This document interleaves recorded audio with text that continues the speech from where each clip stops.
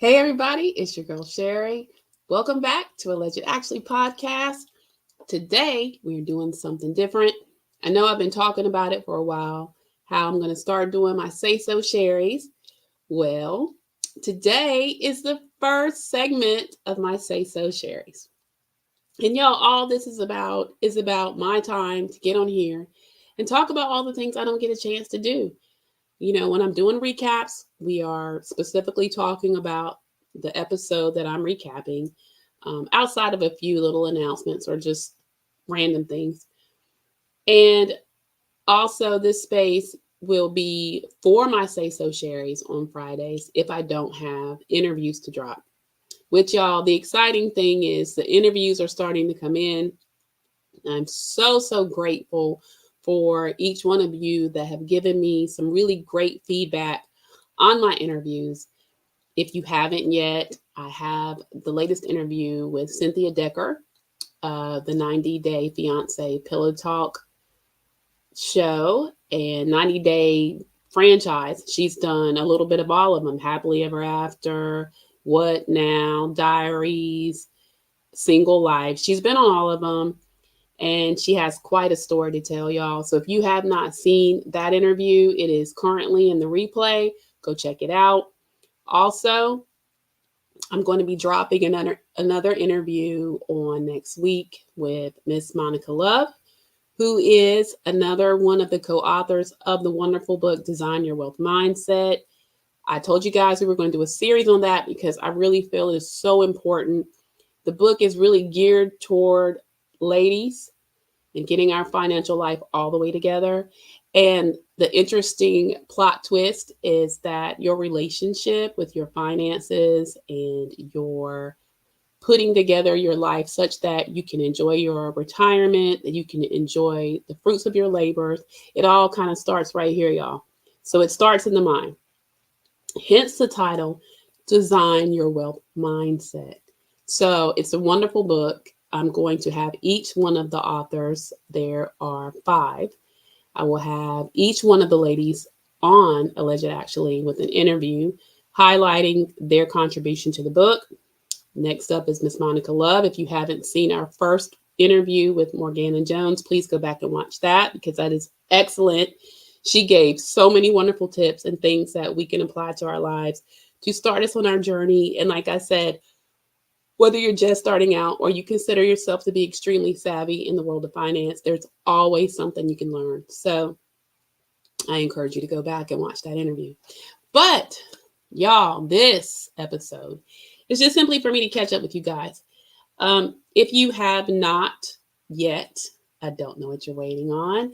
Go ahead and subscribe. Come on and join the Actualizer family. I have been so just honored and so grateful for all of you that have recently subscribed. I had some really nice comments from some of my new subscribers. Y'all, you don't know, it came at a great time. I mean, listen, a lot of us that do content, like content creators that do these YouTube channels or have podcasts on different streaming services or audio, like, iHeart or, whatever. Y'all, it's work, but it's for the love of what we do. For me, it's something I truly enjoy. It is my happy time. I like to come on here. I like to talk. I like to explore different topics, and I love reality TV. But at the same time, when you put yourself out there to follow your dreams or to pursue your interests, you're always going to have those haters out there, right? And this particular podcast was initially started as a mother-daughter podcast, which Bria, my co-host, she's still around, y'all. She is 28 years old. She is my oldest child, my only daughter. She is in a transition period right now. And when she does join me, and she is fully intended to come back on the podcast, I will let her share her story with you. That is her story to tell, and I will let her do so. And she's excited to come back and talk to you about some of the things that have been going on in her life, which is why she has been notably absent from the podcast. But your girl Sherry's been holding it down. But the point I was going to make was I've had a few negative comments Comes with the territory, and I'm a big girl. No biggie, right? But one particular one kind of had me in my feels a little bit. And despite that, I pushed past it just as I would have told my daughter to do when we first started out and we were inundated with a lot of less than positive feedback. And she struggles with any kind of, I won't even say criticism, maybe, well, it is criticism, but I also try to look at it as engagement, which is good because we need that and we need more of that. So you guys weigh in, but also constructive criticism or feedback on ways to improve, right? And so a lot of times that's the way I look at it. This particular one kind of basically was like, made me feel like, well, why am I doing this? But every time, for every naysayer, you have several that come back and tell you, they enjoyed your segment, they enjoy your channel, they're subscribers, and it feels great. And right now we're at 4,400 subscribers, which is amazing, y'all. Fully, we started in November of last year, so we're only 9 months old as a channel. And I know that it takes years sometimes to get where you want to be. Certainly a lot of effort, a lot of hard work, and I'm here for all of it. But I just want to say, honestly, to each and every one of you that tune in, that have subscribed, that have just hit the thumbs up and liked the videos or the lives, thank you. Thank you for your comments, both positive and negative, because I read them all. And honestly, I'm here to grow and get better. And without further ado, though, I'm going to go get into the Say So Sherry part because I got a lot to say. So we're going to talk about everything from, Lord knows, we all saw the Funky Dineva interview with Carlos King. So I'm going to hit on that. And then, of course, Armon's response. Going to weigh in on that.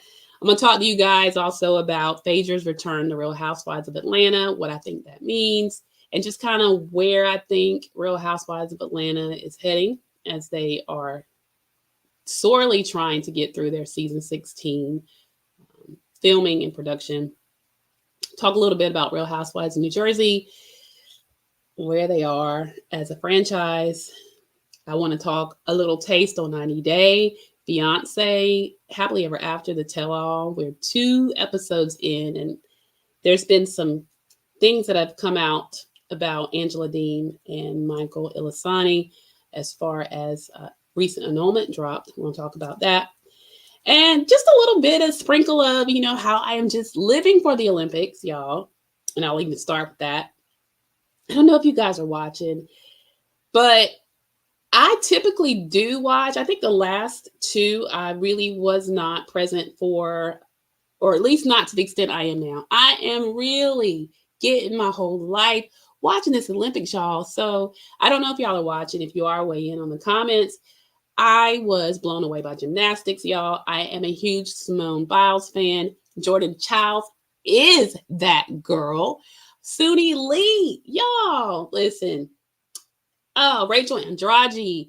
I was even feeling my sweet little sweet face. Melanie DeSantos de Jesus from France. She didn't make it to finals, but I enjoyed her. I enjoyed France's, the way they pulled for those ladies. They just couldn't get it done. But gymnastics was just so great to watch. The track and field, Sha'Carri Richards, Noah Lyles. Gosh, there's so many more names. But y'all, listen. I have been, of course, I'm Team USA, but I'm just team, you work hard for something in your respective sport, and then you have your moment, and you just put it all out on the table, y'all. I love competition.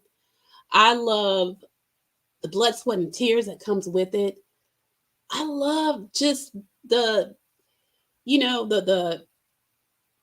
wonderful part of watching these human beings train their bodies to do almost superhuman things. The speed of the track stars, the gymnastic ability. Those ladies are literally freaks of nature, y'all. And there's so many. Today they had the whole breakdancing prelims for the women. Who knew breakdancing? I don't know where I've been, y'all. I didn't even know breakdancing was a actual event at the Olympics, but I'm glad it is. It's been so great. It's wonderful. It's a great time to feel camaraderie, to be Team USA or team whoever you're rooting for out there, or rooting for your favorite athlete.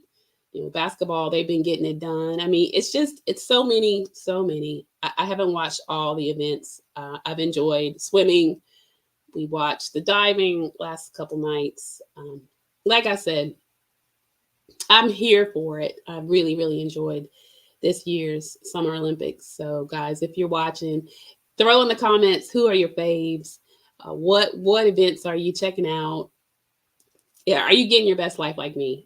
I don't know where I was the last one was in 2020. We had some family tragedy, and so I was not in the best headspace to receive all the greatness of this Olympic wonderfulness in that year. 2020 was rough for all of us, but no, I was not watching. In 2016, I guess life was life, and I didn't watch that one either. But 2024 has been giving me so much life. So, guys, weigh in and let me know what you're watching. Now, let's get into Funky Dineva and Carlos King interview. Let me start off by saying I thought the interview was extremely good. I really did. I am, for the most part, a fan of Funky Dineva. And when I say fan, I certainly have been watching him for years. I agree with Carlos when he made sure that Funky got his flowers. He is one of the best to ever do it in this YouTube realm. He deserves that credit. He definitely does. Certainly paved the way for all of us that want to do this.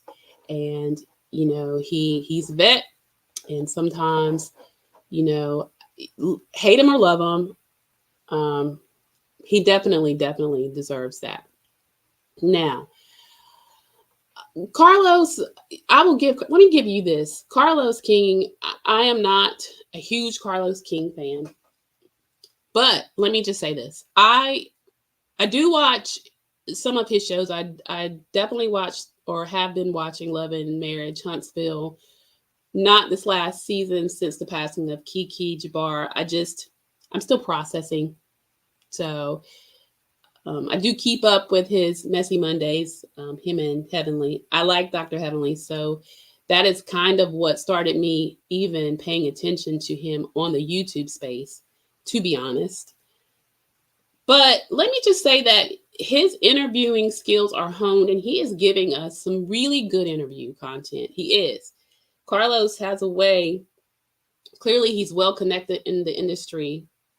Across reality TV, across some celebs, and certainly, him and Funky seem to have a very close relationship. Of course, to hear Carlos tell it, he's best friends with everyone, but I digress. But no, seriously, he gives really good interviews. And this was no different. I enjoyed this interview. Funky, we got a chance to hear him talk about his childhood, his relationship with his parents. It was surprising to find out that his father was more supportive of him when he came out as gay than his mother. It took her a little longer to process and to fully embrace that part of him. He talked about how he had gone to private school and how he was reared to speak in proper English and none of the slang. And that's telling because he is very articulate. He certainly gives extremely intelligent. Funky is a very intelligent man. You can tell that certainly by his commentary. He gives really good commentary. And then I think the thing that a lot of us struggle with Funky Dineva is sometimes the way that he comes at Black women, which to me is surprising because that is, I would say, I'd give 85% of his fan base to be Black women. Could be wrong, but that's what I would pretty much estimate around that. He certainly has a very huge Black woman following, but I think listening to his story makes me maybe understand a little bit of where some of his vitriol comes. We all heard his Chloe Bailey rant where he just assassinated that poor young girl. But I think that sometimes when certain things come up, he's triggered. I think he talked about feeling less than, being picked on and bullied when he had to leave private school and go to blacks. I was about to say black child public school, but when he explained it, let me say why it's black slipped out of my mouth. He talked about how he went from the private school where all of the things he was not exposed to, he became engulfed in. I guess he went to a public school in a predominantly black school where he was not up on those things that were popular and that were hip, and that, he didn't understand or know the latest slang. And for that reasons, he was picked on. He pretty much set himself apart from being immersed in Black culture because of his time at private school. Happens. If you grow up in a predominantly white area and you find yourself being the only one in your classrooms at times, I get it. That was partly my experience. But with that being said, I feel like that maybe explains some of the way he carries himself. He always jokes about being a rich white woman, and he does come at Black women really hard. He is not by himself though, honey. Some of the other good gay content creators tend to do that. Neither here nor there for me. I don't take it personally. I watch it. I find it sometimes very off-putting.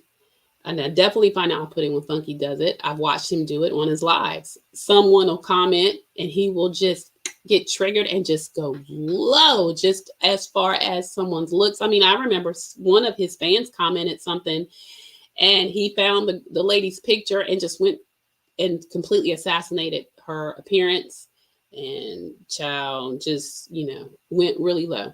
That is the thing I do not like about Funky Dineva. But I certainly am not going to tell you I don't watch. I certainly have watched. I do watch. When he kind of gets on that kick of, picking at his those that are tuning in and talking about who's broke and y'all this and y'all could never, I log off. But neither here nor there, y'all. The interview was great. If you haven't watched it, you should watch it. The biggest scandalous part of it, I suppose, if there was one, he was sharing his story. And of course, they were going to get to the whole TGIF from Fox Soul and his thoughts on the roast of Al Reynolds, the thoughts of why TGIF is no more. And though at the same time of him complimenting Armon Wiggins, which he said that he was very talented. And I agree, Armon is very talented. I honestly, so I'm not going to say I didn't watch TGIF once Funky left. I really kind of stopped watching it anyway for a while before he even left. And I didn't see any of the episodes with Armon other than, of course, the infamous roast of Al Reynolds. We all saw that. He did say that in watching that, he felt that Armon needed to grow up, that there was lack of maturity. And that though he felt like he was next, him and Carlos both said that, he did kind of, he didn't drag him by no means, but he definitely thought that his roast of Al was, he said, he had a battery put in his backpack, which of course he meant someone got in his ear that set him up to do that because he hadn't been there long enough to know what was going on or what. And I believe he meant by battery and backpack, he was talking about Claudia Jordan. Child, Armon was not here for it. He then, after hearing about the interview where he hadn't even seen the whole thing, he had seen the clips that involved him. Y'all, he proceeded to go live and address it. Y'all, that live was 2 hours and 44 minutes. A sis couldn't do it. I hung in there as long as I could, and I got just what I needed. And I'm going to tell you what I got from it. He didn't like it, but I'm going to have to agree with those that put in the comments. Armon, you are proving his point. Y'all, his rant, though I understand why he was upset. And when he broke it down, he had some valid points on why he was upset. Because let's be clear, y'all.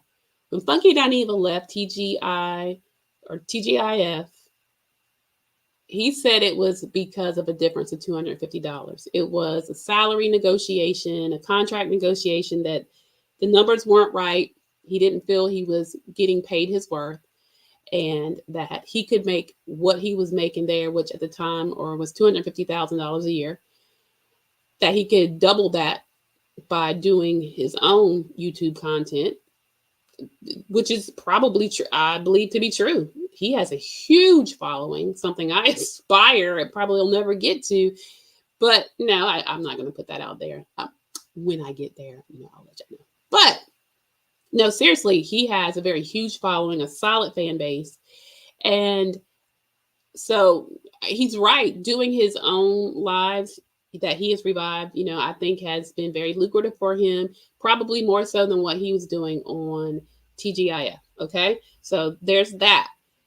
But let's be clear, y'all. When it happened, and I remember, because that's kind of when I started tuning back in, like us all, right? When Funky started, when he left and it came out that, some said he was fired. He said he just didn't renew his contract. I've heard both sides. I don't know. And at this point, does it really matter? He left the show. He was no longer on the show. Armon Wiggins was.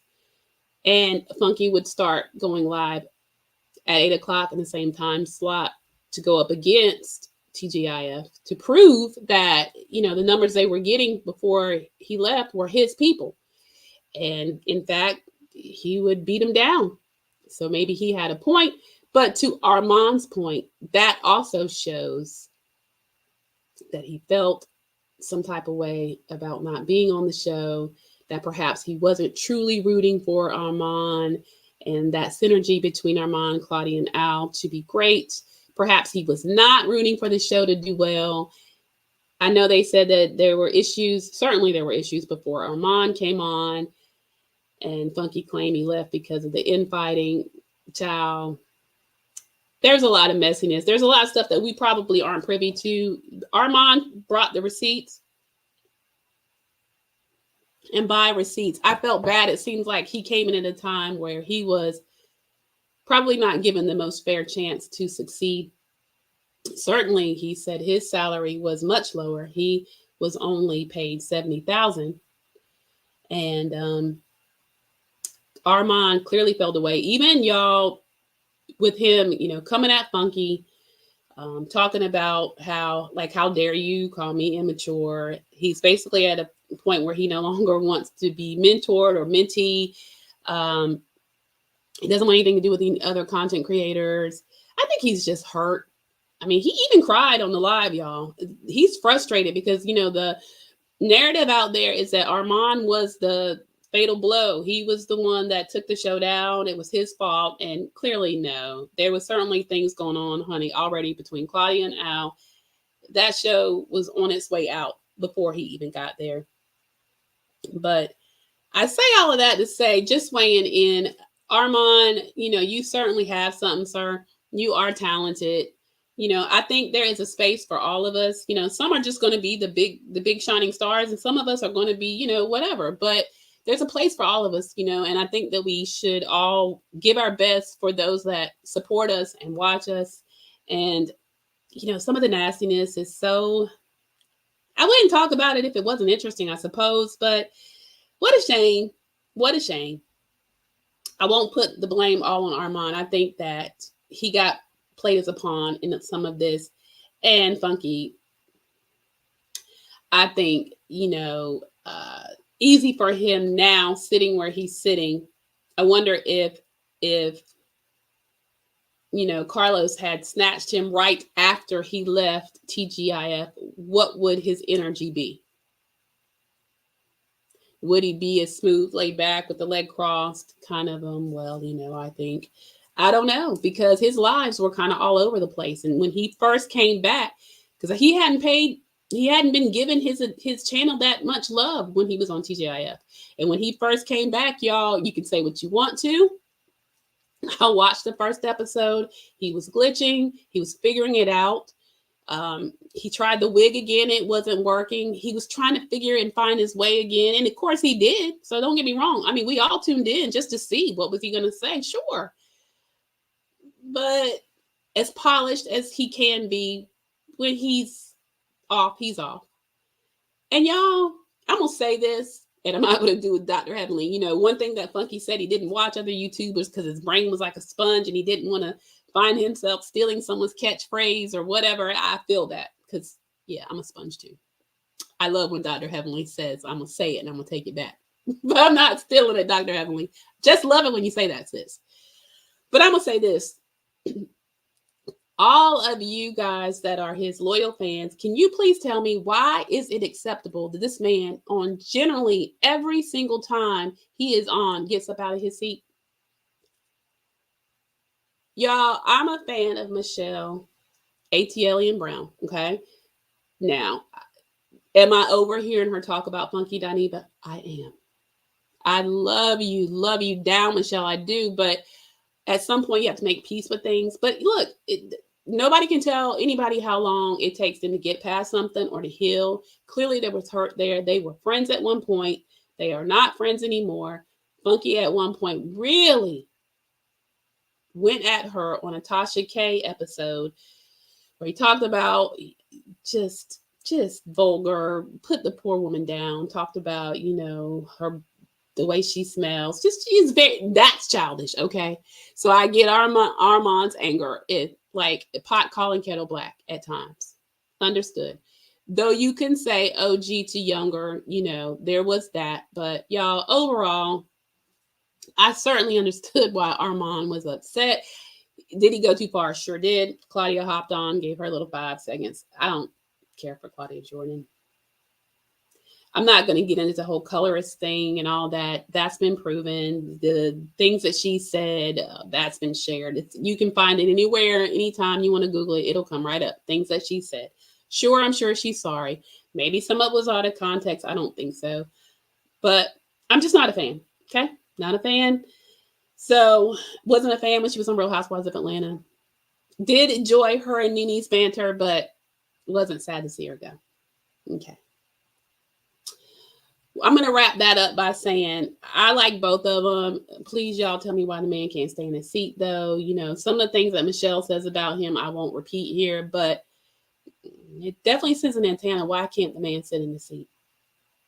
I mean, clearly he has a strong enough fan base that he could leave that seat for 20 minutes and y'all are sitting there and wait for him to come back. But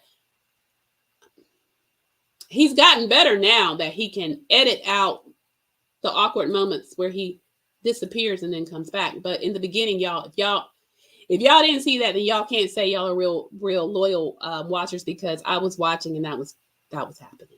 So y'all let me know what that was about. Okay. Anywho, let's move along from that. Y'all weigh in. Let me know what you think about the Funky Dineva Carlos interview and then the Armon Wiggins response. What were your thoughts there?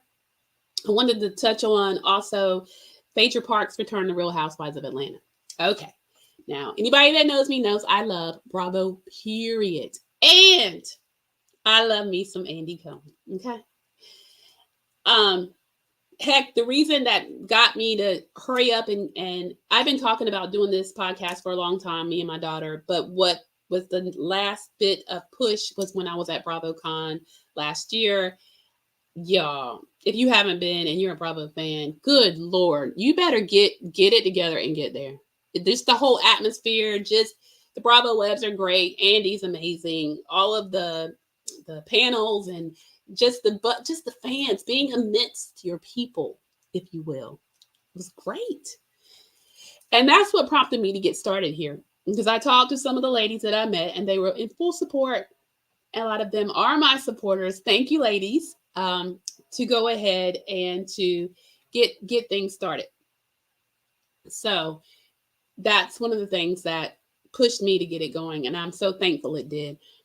But you know, a lot of people are so happy that Phaedra's coming back to Real Housewives of Atlanta. And I'm not saying I am not, because I am. I love Phaedra Parks. And when she first showed up on Married to Medicine, I will say I was happy that she was going to be on Bravo, period. She started off on the girls' trip. That went well. But Married to Medicine certainly wasn't a good fit for Phaedra. She really didn't give anything. Um, she had her moments, but she at the time, she was supposed to be dating a doctor. That never materialized. Child, we all know Phaedra would be lying sometimes. So I don't even know if she was dating a doctor in the first place. Then she tried to solidify her spot by her own doctorates of natural healing, Reiki, and different things of such. However, she did actually, she was on this last season that's wrapped up for Married to Medicine that'll be airing. I'm not sure when they're going to drop it, but they are wrapped up with their filming. And like she said, you called and she answered. So she, amidst the letting go of Kenya Moore, they have reached out and she has got a contract that made sense for her. And she will be returning to Real Housewives of Atlanta. Okay, I know. Look, a lot of people are super excited. I can't say that I am, and I'm going to tell you why. I am because I am a Phaedra fan, but just by watching her on Married to Medicine, and I know that was kind of like not her element. She certainly is more of a housewife. I watched her on Traitors. Traitors, she was amazing, but you guys, you have to realize why. On Traitors, you can, dip and dab on the truth. Phaedra is notorious for not always being the most honest, right? And in Traitors, she could BS her way, and she did a good job through. And that was the whole nature of Traitors,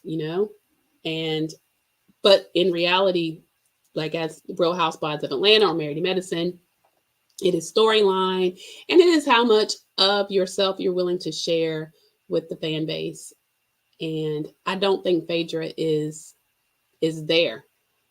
On Married to Medicine, we didn't really get to see her anything really about her personal life. She kind of was definitely supporting cast, and the little bit we got with Aiden's birthday party, though it was sweet and great to see her boys growing up, there was so much we didn't get to see about Phaedra's life. Now, you would assume that on Housewives, she's going to have to come much more correct than that. But y'all, with the whole freaking frack return, I feel like she's going to lean into Portia and we're going to get some funny moments, but I don't know how much of Phaedra we're really going to get. Y'all weigh in and tell me what you think. There's also Portia. We were excited to have Portia back. I think Portia was excited to come back. And then it was shortly after that she announced her pending divorce from her husband, Simon. And since then, with all of the legal stuff, him basically silencing her, she is not allowed to film at the home. She's not really allowed to talk about their divorce. He's put a little chokehold on Portia. So what we're going to get from Portia, what can she give? Y'all, I get it. I understand, because I have high hopes for season 16. It's their Sweet 16. The season before was awful. Ratings were plummeted, at least on, the airing, the nights that the time slots. A lot of people do go back and watch on Peacock, and I get that. So sometimes the numbers are skewed when it says that their ratings are really low. Sometimes it's because fans particularly like to watch on Peacock the next day. So I get that part. But just overall, you guys, if you're really sincere fans of Real Housewives of Atlanta, you have to admit last season was certainly not giving what it was supposed to give. I was not upset that Kandi left. It was time for her to go. By the way, I saw her in Escape and with my girls SWV in concert. Amazing. Kandi doesn't need Housewives of Atlanta. It's like she told y'all, honey, she worldwide. And Kandi's going to always keep a coin, sweetie. So Kandi's going to be just fine. You will continue to see her some of everywhere. So her stepping down from Housewives or being let go, child, whatever you want to say, the fact is she's not on anymore, which opened the door for Phaedra to come back, of course. And Portia is back. There are some newbies. You still have Drew Sidora there and Cynthia Bailey as a friend of. I don't know. We're just gonna have to wait and see. I think Phaedra's gonna Phaedra, and you're gonna get your slick one-liners. But how much are you gonna get of Phaedra? I don't know. The freaking frack thing, I think you're gonna get that because Phaedra, as far as I know, is unattached. I don't think she's in a real serious relationship. So you're gonna get the fun portion, Phaedra, for what that's worth. I don't know how far that's gonna go as a storyline. And I could be wrong, honey. Phaedra could be coming with it, but it's not her nature to be forthcoming. I mean, heck, when she first got on the show, you remember she couldn't even be clear how far along she was in her pregnancy. So the Southern Belle, the coyness and all, I don't know if that's going to be enough to save Real Housewives of Atlanta, but we will see. Okay, we'll see. Now, guys, the other thing I wanted to talk about. So, one of the shows that currently is being recapped on our channel is 90 Day Fiance The Other Way. Myself and Big Nige come to you guys on Wednesday nights with recaps on that show. We did not do that last Wednesday because I had the interview drop with Cynthia Decker of 90 Day Fiance Pillow Talk, which was great. Again, if you haven't seen it, please go watch it. But so I'm going to talk to my TLC fans real quick on the 90 Day Fiance Happily Ever After Tell All. We are 2 episodes in. And the thing I want to talk about is the Angela and Michael thing. Y'all, I know, Angela has been abusive from day one. But what we watched on our screens these past 2 Sundays have been nothing short of criminal. First of all, Angela, you better be glad that Michael has a temperament that he has. I simply do not understand how that man can accept and take the way she talks to him and getting in his face. When she ran up those stairs, y'all, and got in his face and told him to get out of her house, the house that TLC was renting for them to stay in for this 5-part tell-all. Y'all, 5 parts. I don't know how much Angela's screaming I can take.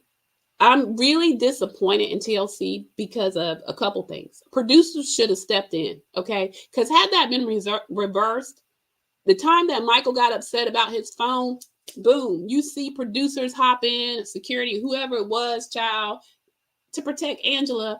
Why isn't anyone stepping in to protect Michael? I mean, that's abusive.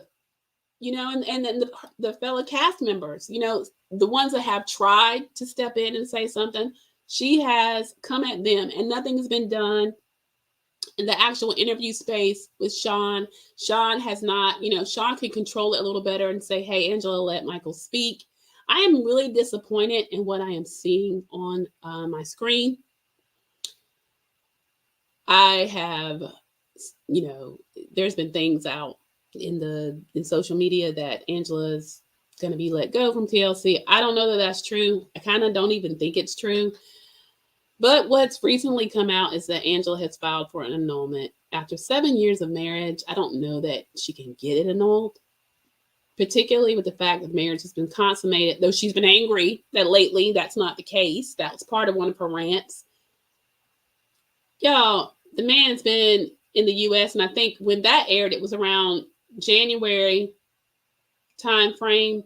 What was it? By February, March is when Michael went missing and left. Can you blame him?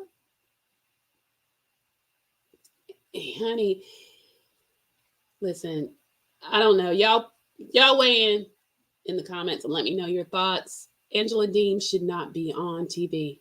She should not. It has run its course, y'all. It is tired. I am sick of watching her abuse that man. I can't take it anymore. It is deplorable to watch. It's not funny. It's not cute. To me, it is very telling of what TC will do for a rating. I mean, at this point, This is trash TV. You know, y'all let me know what you think. And guys, I just want to say, I'm going to wrap up this segment of Say So Sherry, but I want to take this time again to just say thank you to all of my subscribers, all of you that are watching. Again, guys, thank you for your support. If you will, just go ahead and hit the thumbs up and like this live, and let me know what you think. Put some things in the comments on you know, what you think about the Funky Carlos King interview, Armon's response, your thoughts on Phaedra Parks returning to Real Housewives of Atlanta, Angela Deem's antics on 90 Day, Happily Ever After Tell All. And are you watching the Olympics? If so, guys, what are you watching? Who are your faves? What have been some pivotal moments for you guys? Let me know. I'll be back next week for another Say So Sherry. Also, be on the lookout for my interview that is coming next week with Monica Love, co-author of the book Design Your Wealth Mindset. Wonderful book on steps to achieve financial freedom, steps to changing your relationship with finances that start here in the mind. You guys won't want to miss it. It's going to be epic. So, guys, I'm going to bid you good night. And again, thank you guys for tuning in. Come on back for the rest of the content I will be dropping. If you haven't yet, hit that notification bell so you'll be the first to know. Have a great one, guys. Bye.